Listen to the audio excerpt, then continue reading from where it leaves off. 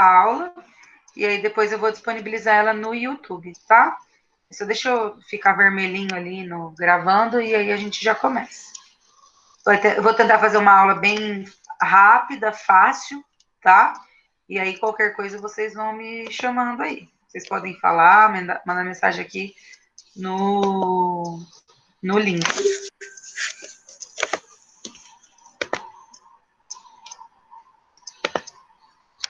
Então, vamos lá, gente. Então, a nossa aula hoje é sobre tecnologia de laticínios, né? Nós vamos dar continuidade à aula que a gente teve na segunda-feira passada, né? Que teve aula. Então, a gente falou um pouquinho sobre a introdução, a importância do leite, dos seus derivados. E hoje a gente vai falar um pouquinho sobre a composição e a produção do leite. Então, quando eu falo de leite, eu falo de um produto, né? Que tem uma substância, que é uma substância, né, que tem presente dentro dele proteína, carboidrato, cinzas, vitaminas, gordura ou lipídio, enzimas, entre outros, tá? Então, a gente encontra sais minerais, a gente encontra coisas que trazem benefícios para a nossa saúde. E aí, né, quando a gente fala desse leite, desse laticínio, a gente tem a composição centesimal, né, do produto, e essa composição centesimal, ela vai diferenciar, né, o leite vai ser diferente de animal para animal, mamífero, como de raça para raça. Então, aqui nessa tabela, tá? Que eu também vou disponibilizar para vocês lá no Classroom, que eu ainda não coloquei lá o material. Eu tiquei aí em vermelho 2 leites, né? 2 tipos de leite: o leite da mulher e o leite da vaca, tá? Então, quando a gente fala da mulher, né? A mulher, ela fornece em um leite, né? Em um 4,5% de gordura, 1,1% de proteína, 6,8% de lactose, que daí são os carboidratos, né? 0,2% de sais minerais, que totaliza-se, né, um extrato seco de 12,6%. E o resto é o quê? O que significa extrato seco, extrato úmido, água, enfim. O extrato seco, ele é a soma de gordura, proteína, lactose ou carboidrato e cinzas. E aí, o extrato úmido seria o que tem de presença de água ali naquele produto, tá? E aí a gente tem o caso do leite da vaca, que é o leite mais consumido pela população, né? Principalmente brasileira. Então, a gente tem aí a média de 4,5, vamos colocar assim, a quantidade de gordura, se eu falar aí das vacas de maneira geral, tá?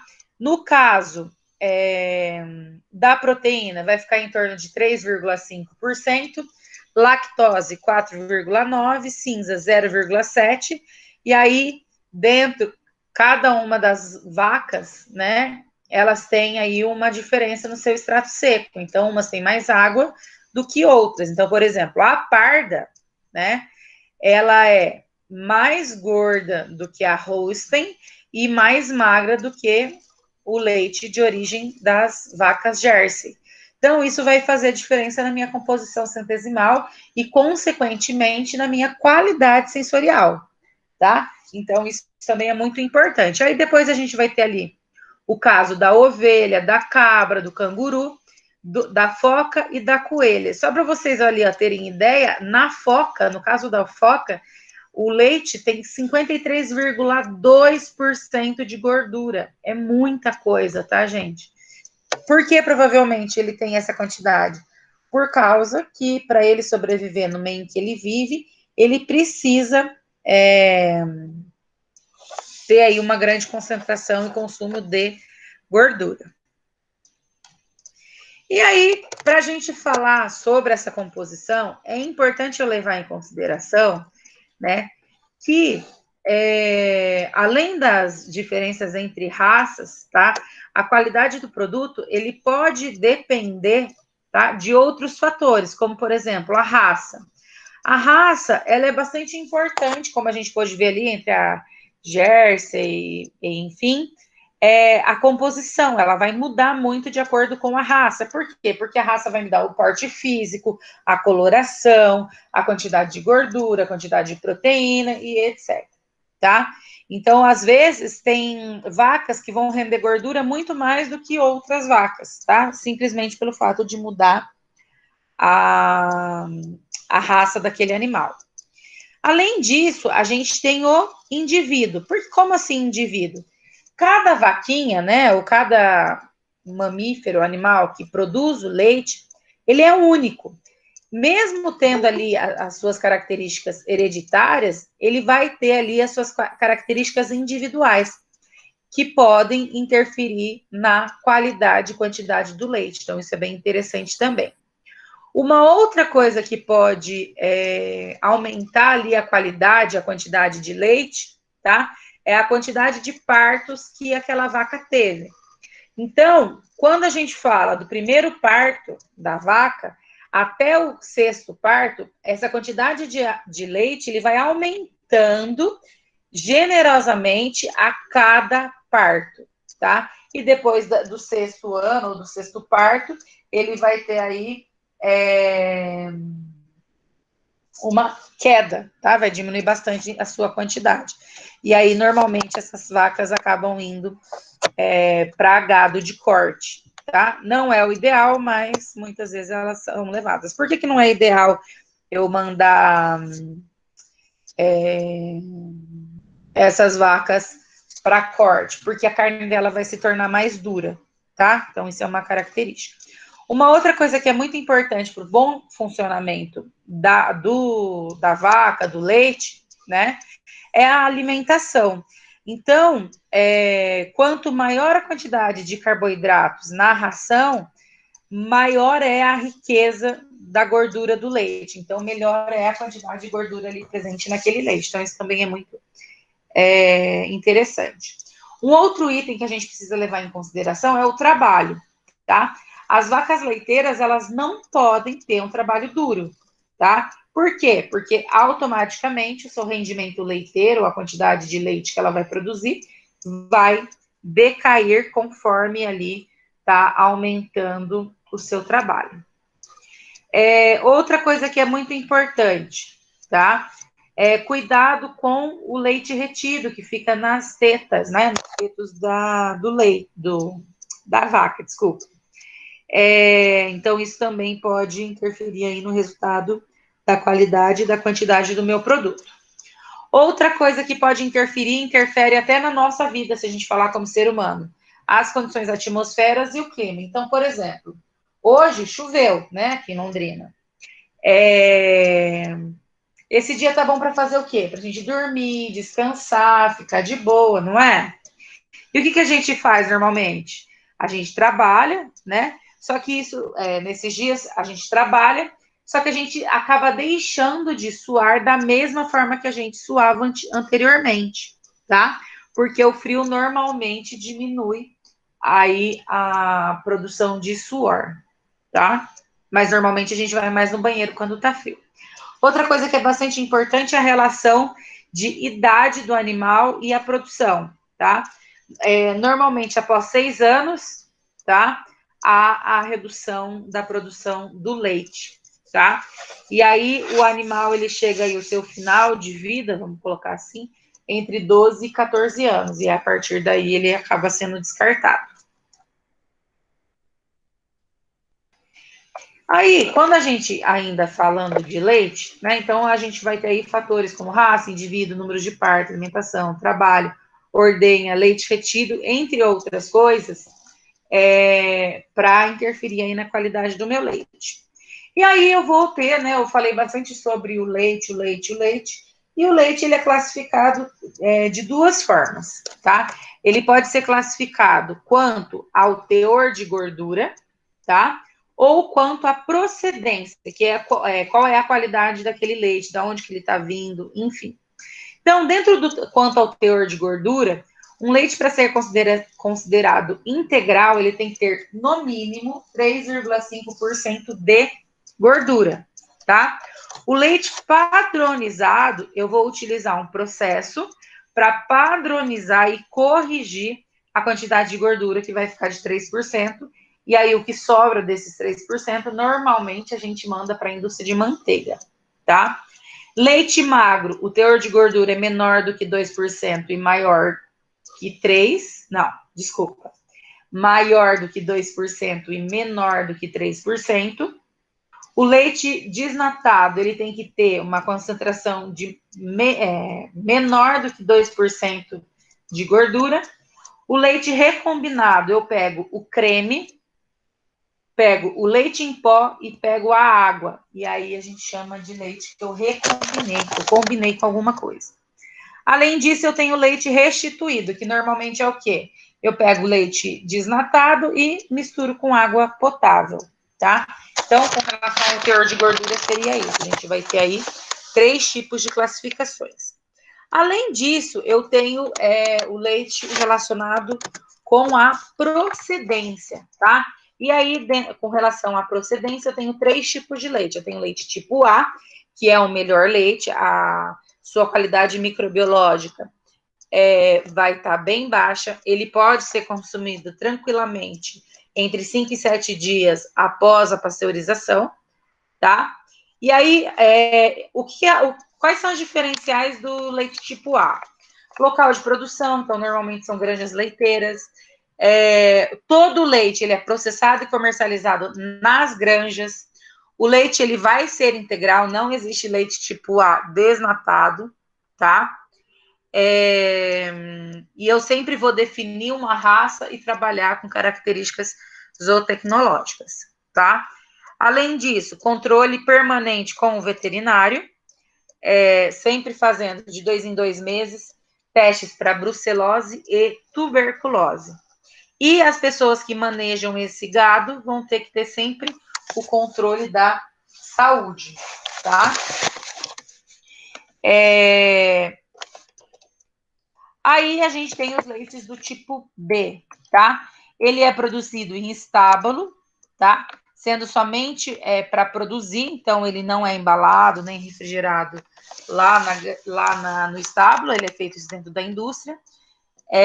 Tem que ter aí 2 metros do pé direito, né? De pé direito. O leite ele vai ser integral, tá?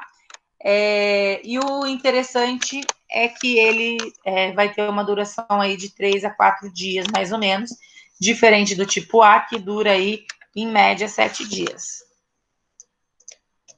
O leite tipo C a gente já não encontra mais no mercado, mas anteriormente ele era o que a gente mais consumia, tá?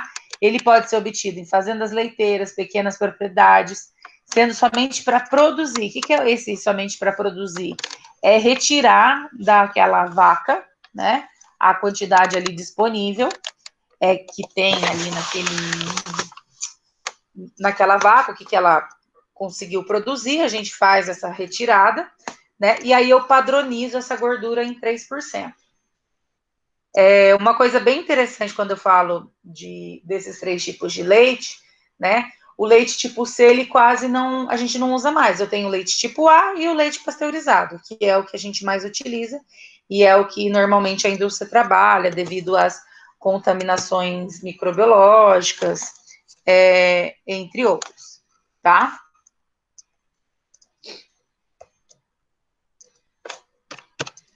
E aí, quando eu vou ter o quê? Para eu obter o leite, eu tenho alguns processos, né? Então, eu tenho o processo de filtração. O que é o processo de filtração? Eu vou filtrar o meu leite para retirar as impurezas que estão ali presentes, tá? Depois disso, eu tenho o resfriamento, que é diminuir ali a temperatura do leite para desfavorecer o crescimento microbiano. E aí, normalmente, enquanto eu vou diminuindo a temperatura, a taxa de multiplicação dos micro-organismos e da atividade enzimática também diminui, tá? E aí, uma coisa que é muito importante, eu sempre tenho que manter esse leite refrigerado, tá? Uma outra situação que a gente tem um outro tratamento é a pasteurização. Então, o que é a pasteurização? A pasteurização nada mais é do que empregar o calor com o objetivo de destruir os micro-organismos patogênicos, sem alterar as características físicas e químicas do leite, tá? Tendo como garantir que esse leite não vai prejudicar ali os seus elementos bioquímicos, como as suas propriedades organolépticas, tá? Uma coisa muito interessante que eu creio que vocês viram, em 1865, a pasteurização, ela é descoberta a Louis Pasteur, né? Que a partir da deterioração do leite e do vinho, ele entendeu que se eu utilizasse temperatura próxima, abaixo do ponto de ebulição da água, eu conseguia diminuir ou inativar esses micro-organismos. Dentro da pasteurização, eu tenho dois tipos. Então, eu tenho a pasteurização lenta, que acontece numa temperatura de 62 a 65 graus por 30 minutos, tá? E eu tenho a pasteurização rápida, que eu aqueço o leite entre 72 e 77 graus Celsius por 15 segundos, tá? Então, isso é um processamento que a gente pode ter com relação à pasteurização. Além disso, a gente tem o quê? A esterilização, que normalmente é um tratamento térmico mais severo, tá? Onde a temperatura utilizada...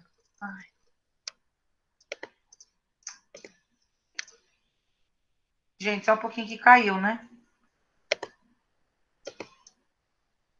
Que a temperatura utilizada vai destruir ali aqueles micro-organismos e vai eliminar os micro-organismos mais resistentes, tá? Fazendo com que o leite diminua a sua degradação. Por isso, a gente consegue daí vender esses leites nos leites de caixinha, tá?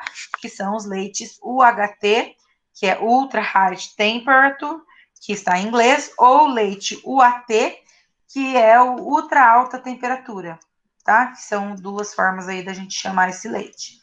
Quando eu falo nesse processo, a gente já utiliza uma temperatura entre 130 e 150 graus, tá? Entre 2 e 4 segundos, e a partir daí eu já diminuo esse leite, a temperatura desse leite, para 32 graus Celsius, tá? Então, ele aumenta muito rápido e cai muito baixo, cai a temperatura. E, consequentemente, isso faz com que o alimento acaba se tornando estéril, tá? E aí a gente não tem aí a contaminação.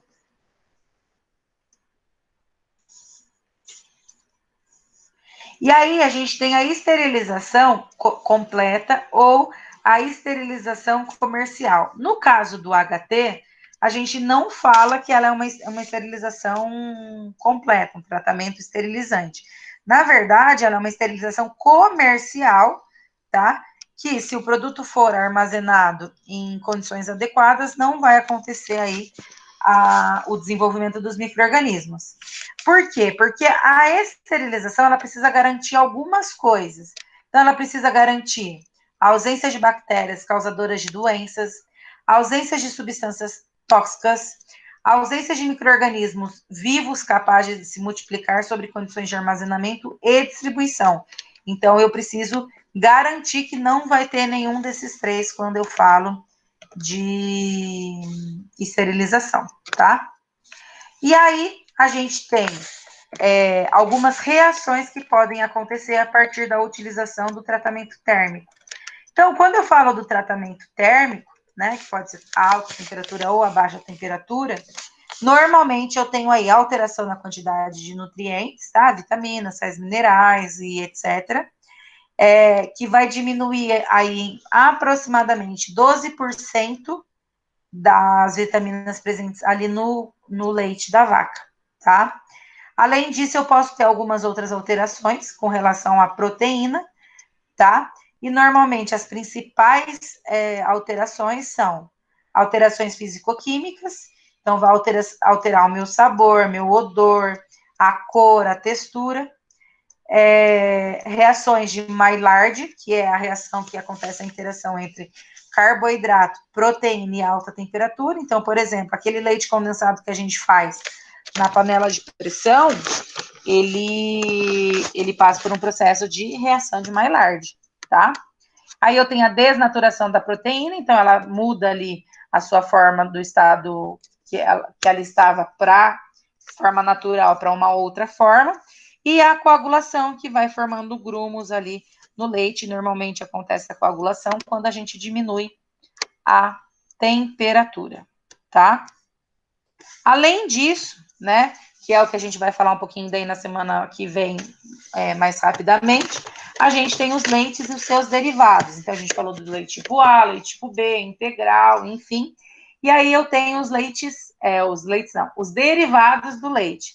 Então, a gente tem outros produtos, mas eu trouxe esses aí que são os mais conhecidos. A gente tem iogurte, queijos, doce de leite, requeijão, manteiga, sorvete, que é tudo aquilo que é feito com produto ou subproduto do laticínio, tá? Ele pode se transformar em outros produtos, isso que é muito interessante. Além disso, né, muitos professores, muitas pessoas acabam falando que beber leite, entre outras coisas, não faz bem para a saúde. Mas é uma mentira, tá? Então, por que outras pessoas não consomem leite? Porque outros animais? Porque eles não são racionais, e aí eles não conseguem entender que eles podem ordenhar uma vaca e, a partir disso, ter ali um leite de qualidade, tá? Então, a aula de hoje foi aí meia horinha, né? É uma aula mais simples mesmo. E aí, na semana que vem, provavelmente a gente vai falar da tecnologia de queijos e mais alguma outra, de algum outro derivado. Queria saber se vocês têm alguma pergunta, querem fazer alguma colocação. Eu estou disponível.